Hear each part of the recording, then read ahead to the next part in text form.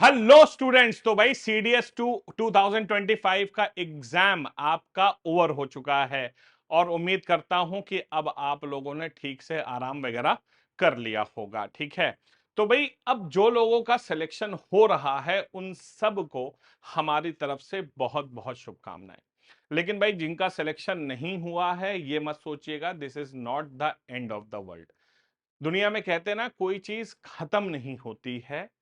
कहते हैं कि बेटा जो फेलियर्स होते हैं स्टेपिंग स्टोन टुवर्ड्स सक्सेस होते हैं। और अगर मैं अभी बात करूं तो मैंने पूरा पेपर एनालाइज किया और पूरा पेपर एनालिसिस करने के बाद अब ये बात आती है कि सीडीएस टू 2025 का जो एग्जाम है उसका एनालिसिस थोड़ा सा मैं बता देता हूं और एक्सपेक्टेड कट ऑफ इसकी आप लोग बहुत उम्मीद कर रहे होंगे कि सर कितने कट ऑफ जानी चाहिए। देखिए, इस एग्जाम को देखने के बाद बिल्कुल एक चीज हमेशा की तरह फिर से साबित होती है कि यूपीएससी जो है बच्चों वो पूरी तरह से अनसर्टेन चीज है। मतलब यूपीएससी कहते हैं ना बच्चों कि सबसे ज्यादा जो टीचर्स हैं उनके जो उम्मीदें हैं उन पर बिल्कुल खरा नहीं उतरता है। मतलब टीचर्स बहुत सारी बातें करते हैं कि ये पढ़ो यही एग्जाम में आएगा, ऐसा बिल्कुल नहीं होता है। और यूपीएससी जो है ना वो हमेशा अनसर्टेन होता है, वो पैटर्न्स को बदलता रहता है और हमेशा कुछ ऐसी चीजें लेकर आता है जिसको आप पहले से प्रिडिक्ट नहीं कर सकते हैं। और यही यूपीएससी को अपने आप में एक शानदार सेंटर ऑफ एक्सीलेंस के रूप में दिखाता है। अगर कल के पेपर को हम देखें और उसको समझें तो कल का पेपर मोर और लेस अगर पिछले सीडीएस को देखें, मतलब सीडीएस वन 2025 से कंपेयर अगर करें तो कंपैरेटिवली जो पेपर था वो थोड़ा सा इजी था। मतलब अगर हम ये कहें कि सीडीएस वन 2025 के कंपैरिजन में, तो सीडीएस वन 2025 के कंपैरिजन में ये पेपर कैसा था। तो आपका जो ये पेपर हुआ है कल जो सीडीएस टू 2025 है ये कंपैरेटिवली उससे कम टफ था। ठीक है, तो कंपैरेटिवली उससे कम टफ था। मतलब हम ये कह सकते हैं कि इस पेपर की लेवल थोड़ा ज्यादा हाई था। ये पेपर कल का जो है कंपैरेटिवली थोड़ा सा इजी जरूर था। लेकिन आपके चेंजेस बहुत सारे हुए। हमेशा हम ये देखते आए हैं कि अंग्रेजी जो है वो बहुत इजी आती है और अंग्रेजी में स्कोर करना जो है वो सबसे ज्यादा इजी होता है। लेकिन अगर हम एक एक करके इसको समझने की कोशिश करें तो आप अगर देखें तो सबसे पहले हम बात करते हैं इंग्लिश की। तो इंग्लिश का पेपर कैसा था देखिए, अगर सीडीएस 2025 का पहला पेपर उठाते हैं और उसको कंपेयर करते हैं तो अंग्रेजी कल बहुत ही खास था। और वो ये था कि अंग्रेजी जो है वो कल आपका टफ था।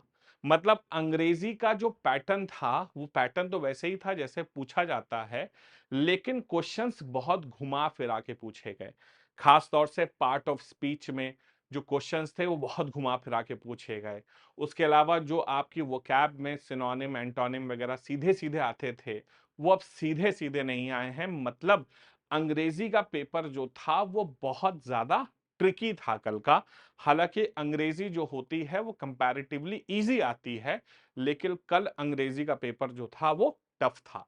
तो हम कह सकते हैं कि अंग्रेजी का पेपर जो था वो आपका कैसा था, वो आपका मॉडरेट से टफ की ओर बढ़ रहा था। मतलब मॉडरेट से टफ की ओर था। सच बताऊं तो मतलब कि 60% क्वेश्चन मॉडरेट थे, लेकिन 40% क्वेश्चन ऐसे भी थे जो टफ के लेवल की ओर बढ़ रहे थे। और हमेशा ऐसा देखा जाता है कि अंग्रेजी ऐसा सब्जेक्ट है जिसको आपने अगर अच्छे से पढ़ा है तो आप जो हैं अंग्रेजी में आराम से 80 तक नंबर ला सकते हैं। लेकिन कल के पेपर को देखकर मुझे एक चीज लगी कि भाई इस पेपर में 60 से ज्यादा मार्क्स लाना प्रैक्टिकली पॉसिबल नहीं है। मतलब जिनकी अच्छी तैयारी है 60 नंबर उनके लिए बहुत अच्छे माने जाएंगे। तो कल अंग्रेजी जो थी वो मॉडरेट से टफ थी और पिछले साल के कंपैरिजन में ज्यादा टफ थी, तो हम कह सकते हैं कि 60 से ज्यादा नंबर अंग्रेजी में मुझे तो आते हुए नहीं दिखाई दे रहे हैं। ठीक है, तो अंग्रेजी में 60 से ज्यादा नंबर जिनकी अच्छी तैयारी है वो नहीं ला पाए। अगर जनरल स्टडीज की बात करें तो जनरल स्टडीज जो है वो हमेशा से, देखो बच्चों क्या है ना कि वो बच्चों के लिए हमेशा से ही टफ है। वो हमेशा से कहते हैं ना बॉटल नेक है, गले की हड्डी है। वो गोभी का फूल है, ना खाया जा रहा है, ना थूका जा रहा है, ना निगला जा रहा है। और जीएस, हालांकि पिछले जीएस के कंपैरिजन में अगर आप देखें तो जीएस कल जो थी पिछले जीएस के कंपैरिजन में उसका लेवल थोड़ा सा कम था। फैक्ट बताऊं तो जीएस में 120 क्वेश्चन में से 60 क्वेश्चन ऐसे थे जो बहुत आसानी से किए जा सकते थे, बहुत आसानी से किए जा सकते थे 60 क्वेश्चन। हमेशा हिस्ट्री को सबसे टफेस्ट पोर्शन माना जाता है, लेकिन कल history easy to moderate level पर थी। साइंस बहुत कॉम्प्लेक्स आती है, कल साइंस बहुत इजी थी। पॉलिटी बहुत ही ज्यादा आसान आई थी, लेकिन कल टफ क्या था मालूम है? इकोनॉमिक्स बहुत टफ था, करंट अफेयर्स बहुत टफ था। फैक्ट बताऊं, करंट अफेयर्स जो लोग कराते हैं ना और कहते हैं कि भैया इसी में से क्वेश्चन आएगा, नहीं हुआ ऐसा। करंट अफेयर्स के क्वेश्चंस काफी टफ कल पूछे गए। तो अगर मैं जीएस की बात करता हूं तो जीएस का लेवल हम ये कह सकते हैं इजी तो नहीं था, लेकिन जीएस का लेवल जो था वो मॉडरेट था। और जीएस में आप आराम से, मैं कहूं तो 35 से 40 नंबर लाए जा सकते हैं। तो जीएस में 35 से 40 नंबर लाना कोई बहुत बड़ा मैटर नहीं है, क्योंकि 60 क्वेश्चन मैं देख रहा था ऐसे हैं जो बहुत इजीली डुएबल थे, आप आराम से कर सकते थे। लेकिन मैं एक और बात बताता हूं कि जीएस में 40-50 क्वेश्चन तो ऐसे थे जो बहुत टफ थे, मतलब हवा नहीं लग रही थी। और फैक्ट बताऊं, जो लोगों के पास सेट बी होगा, सेट बी में जो शुरुआत के क्वेश्चन थे, शुरुआत के 30-40 क्वेश्चन वो बहुत खतरनाक टाइप के थे। और सेट बी में बाद के क्वेश्चन इजी थे, लेकिन शुरुआत के क्वेश्चन जो हैं बड़े टफ थे, क्योंकि शुरुआत में इकोनॉमिक्स और करंट अफेयर्स लगी हुई थी और वो काफी टफ था उसमें। ठीक है, तो 35 से 40 नंबर आप जनरल स्टडीज में कल ला सकते थे। अगर मैथ्स को देखा जाए, अगर कल हम मैथ्स को देखें तो मैथ्स भी पहले के कंपैरिजन में उसका लेवल थोड़ा सा डाउन कह सकते हैं।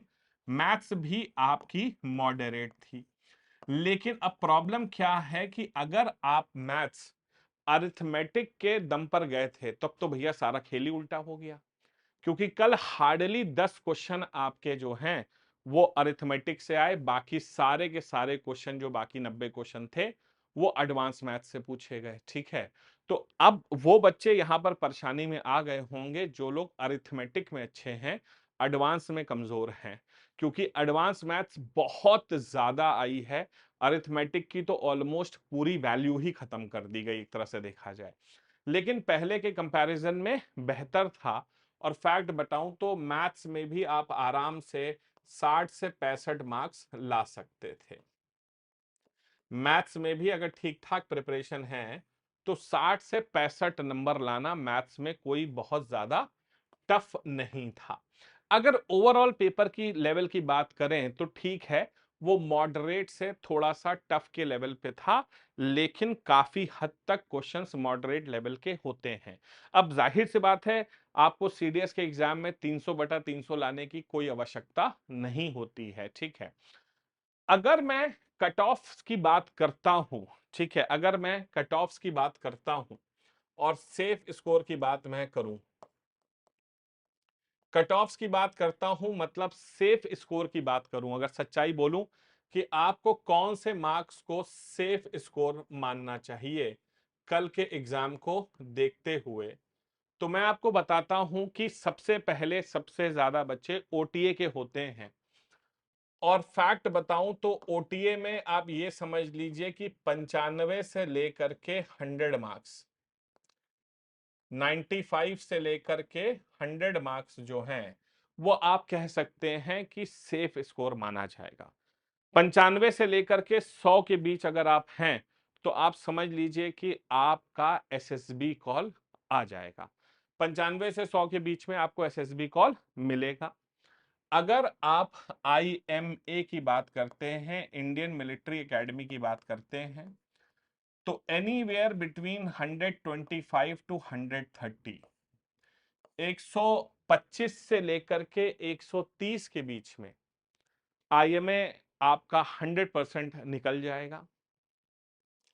अगर आप इंडियन नेवल एकेडमी की बात करते हैं, तो मुझे कल का पेपर देख के समझ में आता है कि 110 से 115 नंबर इंडियन नेवल एकेडमी के लिए, और अगर एयरफोर्स एकेडमी की बात करते हैं जो सबसे हाईएस्ट जाता है, तो 140 प्लस जो है वो आपका एयरफोर्स एकेडमी के लिए सेफ स्कोर माना जाएगा। ठीक है, तो ओटीए में आपका 95 से लेकर 100, IMA 125 से 130, INA 110 से 15, और AFA जो है वो करीब 140 प्लस पे आपका सिलेक्शन होने की पूरी चांसेस हैं। ठीक है, तो आप अच्छे से तैयारी करिए जिन लोगों का सिलेक्शन हो रहा है।